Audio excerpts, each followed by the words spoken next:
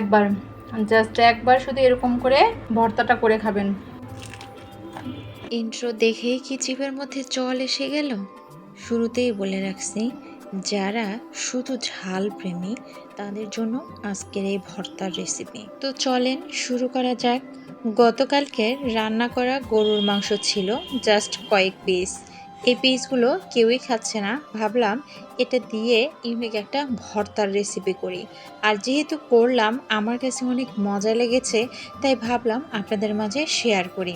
তো সবার আগে একটা ফ্রাই প্যান নেবেন, ফ্রাই প্যানে তেল গরম করে নেবেন। গরম তেলের মধ্যে ওই যে বেঁচে যাওয়া মাংসের টুকরোগুলো ভেজে নেবেন। অবশ্যই একটু লাল লাল করে ভেজে নিতে হবে, কারণ খেতে গেলে দাঁতে লাগলে একটু মজা লাগবে বেশি। এরপর শুকনো মরিচ আর কাঁচা মরিচ ভালোভাবে ভেজে নেবেন। অনেকে বলতে পারেন শুকনো মরিচ কাঁচা মরিচ দুটাই কেন? শুকনো মরিচটা প্রচুর ঝাল যারা পছন্দ করে তাদের জন্য, অর্থাৎ ঝাল বেশি হবে, আর কাঁচা মরিচটা ফ্লেভার আসবে। এ কারণেই শুকনো এবং কাঁচা মরিচ দুটাকেই নিতে হবে।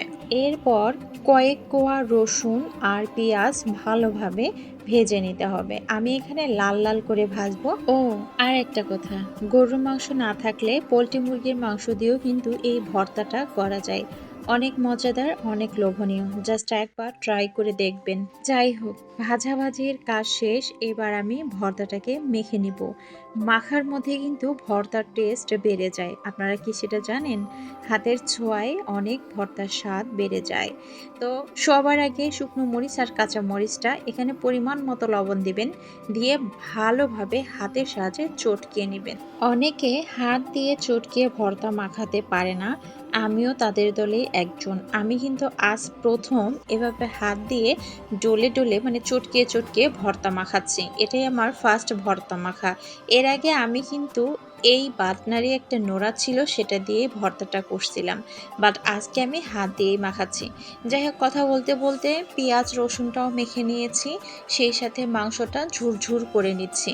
অবশ্যই ঝুরঝুরা করে নিতে হবে। সব কিছু একসঙ্গে নিয়ে আবারও চটকিয়ে চটকিয়ে মাখাবেন। যত মাখাতে পারবেন ততটাই মজা লাগবে।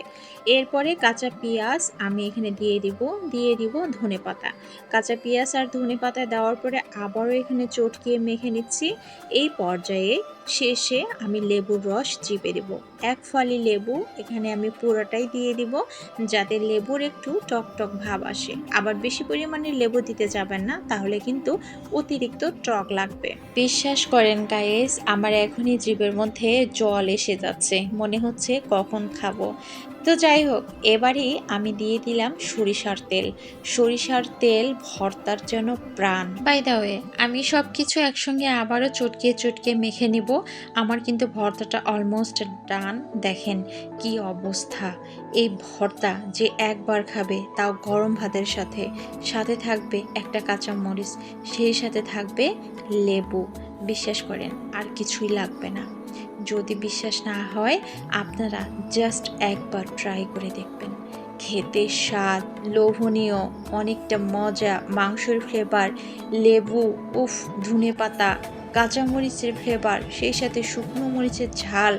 মানে মানে কি বলবো গাইস, বলার মতো আর ভাষা পাচ্ছি না। আমি ভাত নিয়ে নিছি আর এই যে চটকিয়ে চটকিয়ে খাচ্ছি, এতটা মজা, সেই সাথে কাঁচামরিচের একটা বাইট, উফ, আর অসাধারণ, কথা বলতে পারছি না। আজকের ভিডিও এখানেই শেষ করে দিব। অবশ্যই আপনারা এরকম ভর্তা বানিয়ে আমাকে জানাবেন। ধন্যবাদ।